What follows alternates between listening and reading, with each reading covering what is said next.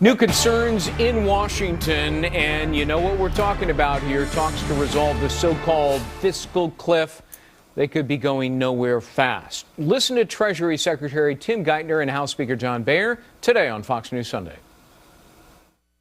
Politics happen in this town, but this is a very carefully designed set of reforms, and if Republicans would like to go beyond these reforms or they want to do it differently, they should tell us how they want to do it. Right now, I would say we're nowhere.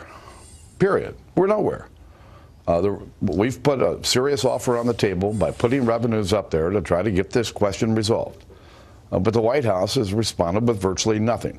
They've actually asked for more revenue than they've been asking for the whole entire time. Let's bring in our political insiders. John LeBoutillier, former Republican congressman for New York. Pat Caddell, Fox News contributor and former pollster for President Jimmy Carter. Doug Schoen, he too a Fox News contributor, former pollster for Bill Clinton, who told me during the commercial break that the GOP are like the Washington Generals. And in case you don't know your baseball history, it's not good for the Generals. Right. It's a win-win for the president. Well, that's right. And the reason I use the Washington Generals analogy is it's sort of lose-lose for the Republicans. And what I mean by that, Greg, is the president believes that if the Republicans cave to more revenue and more spending, he's won a battle for the Democratic left. And if he doesn't win, if there's a stalemate and we go over the fiscal cliff, the president believes that not only will the Republicans be held accountable, which is what the polls show, that bottom line, the Democratic left will like the new revenue that the higher taxes provide. Yeah, but he'll preside over a recession, Doug, which will ruin his second term and his legacy, which some argue is the only thing he cares about now. He believes that the Republicans will cave immediately after the first of the year, but it's a risk, Greg, he's willing to take. All right, Pat, you told me during commercial break that the Republicans will snatch defeat from the jaws of victory or something like that. Every chance they get. Every chance. But they've been given something this week. But, and then John will tell you what they've done with McConnell. But let me just say that this idea about raising the debt ceiling, I'm shocked. It's like Obamacare taxes. All of a sudden, an issue that people really care about, right. The president arrogating to himself, demanding to be given all the power to raise the deficit. Abolish Congress. Abolish Congress. By the way, this is like the court packing plan in 37. Sure. The difference is Roosevelt was a god with 61% of the vote, and this man is at 51%. And in the end, he didn't get away with it, by the way. Because the Democrats wouldn't support it either. The answer is the Republicans have this weapon in front of them, which is this issue. The president is sitting there at 56% rating. The Republicans need to change the game here, and they have a weapon, and they don't even talk about it. Mm-hmm. You know, Congressman, in the law, we often speak about the reasonable man standard. McConnell tried to portray himself as the reasonable man. He said, let's hit the rich on higher taxes. Let's hit the rich on higher premiums for Medicare. Sounds eminently reasonable, doesn't it? But he did more than that. He talked about changing the retirement age for Social Security and eligibility stuff for Medicare. Yeah. What he did was what the Republicans do all the time. He put not 1 foot, not 2 feet, but his entire body and the whole GOP on the third rail of American politics without getting anything in advance for it. We've given up the tax thing day by day, more and more. Right. House members are saying, I'll blow off the Grover Norquist pledge, getting nothing for that. Why do we have to be held to a pledge, Republicans would say? Well, some of them are saying it. But the point is, why give up something in a negotiation until you get something back? And they're not getting anything back. So in other words, the preemptive concession was a mistake. Obviously, any preemptive concession is a mistake. Get something for it. But what we're missing from the Republicans, Greg, is a positive message of what they're for. If, as they did with Paul Ryan, they just say we want to take Medicare, Social Security, Medicaid. They do the same thing now with McConnell, as John said. They don't have a pro-growth, pro-jobs, future-oriented agenda. They need a game change right now. Right now, in politics, this thing is flowing away from them. And they, as I said, this weapon th've been given. I don't understand. On the debt, see, let me just tell you what they should do. This is all about spending cuts, isn't it? And the president proposes not cuts, no, but he's just more going to spend more stimulus. But here's the point. If the Republicans said, wait a minute, we're going to start right here on this constitutional question, make the Democrats in the Senate and House vote, You think Mary Landrieu and Mark Pryor are going to vote to give this president total power? If the Republicans would focus that issue, they could game change this debate. And but then, so far, they haven't got a clue how to do that. That would be a very smart move, Greg, to call a vote right now on the president's ability to take away from Congress the power to raise the debt ceiling. That's one. And then on Doug's point about profoundly unconstitutional. Right. But besides that, and then on Doug's part about they need a positive pro-growth agenda, which sounds like what the three of us said to you every Sunday since March about the Romney campaign. He never did it. He lost. The Republicans aren't doing it now. The agenda is very clear. It's outlined in the Simpson-Bowles Debt Reduction Commission, which the president appointed, ran away from. It has all the elements here that work for growing the economy and reining in spending. Where is a Republican talking about it? Is it a mistake for Republicans to say we will not raise tax rates on the high income earners, but we will allow you to tax those same people more by closing loopholes? The net effect is the same thing, for goodness sake. Exactly, Greg. If they conceded that they're willing to do revenue any way that gets a deal with the Democrats, do what John and Pat are talking about, they would have a positive agenda to run on. Right now, all they're doing is taking away benefits and playing political games that, as you suggest, make no sense. Let me remind people that in 2011, in August, the Republicans got killed on the sequestering mess, the whole thing on the debt ceiling.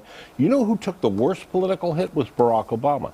Lost that race in Turner's district in New York, a Democratic district, lost in Nevada, because you know why? The president's supposed to lead. If they would do what Doug said, if they, and John are saying, if they would say, we're for Simpson-Bowles, we will give the revenue, but Mr. President, you lead, you tell us how to cut the budget. We are not allowing the country to go off the cliff. They would be in a lot better situation. Congressman, why not just allow the president of the country to go off the cliff? In the short term, it will be economically damaging. In the long term, it may be economically healthy.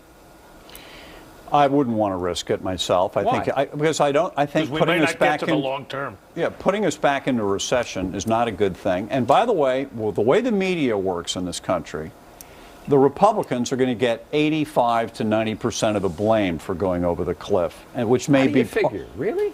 Yeah, because they're not really get most of the blame. He should, but he won't. Not this president with this media. They will say it's the stubbornness of McConnell and Boehner not to give in. That's why I said, first of all, it's a two-step process. First step is change the debate. Make this president understand. People are going to go, what do you mean he's going to do this? And the second thing is, if you're going off the cliff, it is because he will not stop spending. He won't lead. Yeah, I talked to a couple of folks in Washington who said it's really frustrating. The president doesn't want to roll up his sleeves and actually sit down and do the actual hard work of working out a deal. He hits the road, leaves town, goes campaigning again. See, if the Republicans had a plan, Greg, they would say, Mr. President, let's talk today about our plan versus your plan. We're available anytime.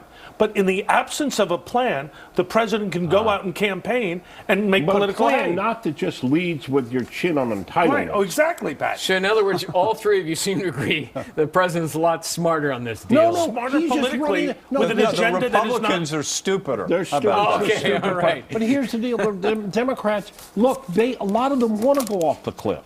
The Congress, they want it to because they think politically will help them. I think you can turn that around, but so far they're This not. is not responsible what the Democrats are doing. It's effective, not responsible. And the president is playing politics above all. He's playing politics and playing political chicken with the country. It's wrong, but he's getting away with it. Doug, Schoen, Pat Caddell, John LeBoutillier are going to be back here in just a moment. Coming up, the insiders will weigh in on the political firestorm over Ambassador Susan Rice and how it's affecting her chances of being the next Secretary of State.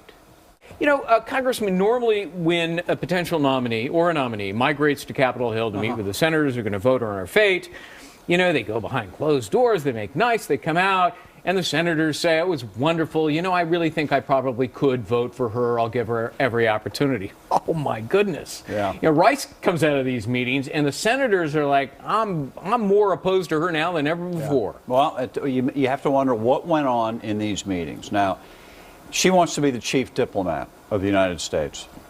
She must have gone in there, and not only ticking off McCain is one thing, but Susan Collins, who's the most mild-mannered, Right. moderate in the Senate. Introduced her. Yeah, introduced her when she was nominated.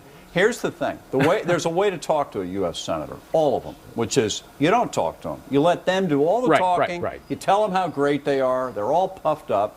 She must have really gotten her back up, thinking, I got the president behind me. I'm getting nominated whether you like it or not. Right. And that attitude did not John, work. she sure didn't say, I'm sorry. Yeah. What do you think I made a happened? mistake. I mean, and she had the CIA director, the acting CIA director, in tow. Yeah, there was a basic play where she would have said, look, I characterized the intelligence inappropriately. I feel badly.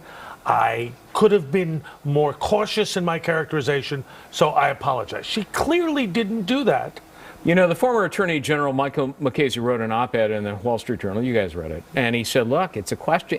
A lot of potential nominees say and do foolish things. With her, he said, it's a question of moral fitness because she likely knew that what she did was know. saying was wrong. Come on, I'll dispense with all this.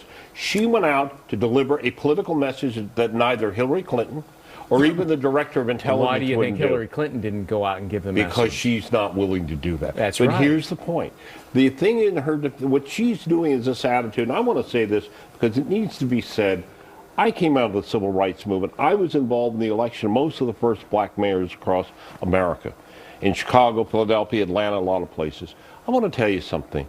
For the congressional members, Democrats, to go out there. James Clyburn. Clyburn and those women say to attack her is racist and an attack on women. When are we going to reach a thing in politics where when you lie, which is what she did, and when you screw up, you're held accountable regardless of your race and gender. Right. This victimization stuff is backfiring, I'm afraid, but it's all the cards she thinks she has to play, and she's the one winning that meeting. It was arrogant, And, you know, said. Yeah, arrogant. And I think, speaking of arrogance, I think it comes from the top down. I think since the president was reelected, we saw the thing we talked about in the first segment with him trying to take the power away to raise the debt ceiling. That's unbelievable.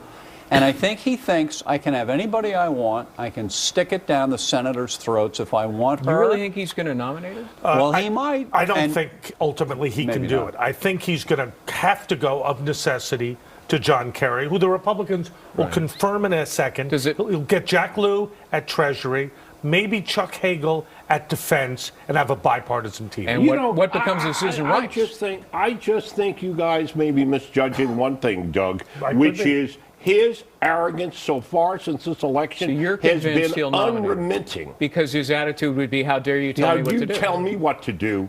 I'm going to tell you what's going on. Right. How dare you? Well, it would be an interesting battle. And You it's should know what questionable. Doug is saying. Yeah. I mean, a minute. I think I'm right, Pat, but you could well be right. I think All this right. guy So you has got say the she's business. nominated, you say no. No. I'm just saying I don't know, but I think he will wait. I think the president will wait until he sees how this debt ceiling thing goes, because he doesn't want both of them on the front burner at the same He time. could mess himself up I by think he does. January. All right, gentlemen, our political insiders, John LeBoutillier, Pat Caddell, Doug Schoen. Great to see you guys. Thanks again. You can catch more of the political insiders, and we invite you to do that Mondays, 10:30 a.m. Eastern, live.foxnews.com. They'll be back here, of course, next Sunday. You can also follow them on Twitter, God bless you, at FN Insiders. And we'll be right back. Don't go away.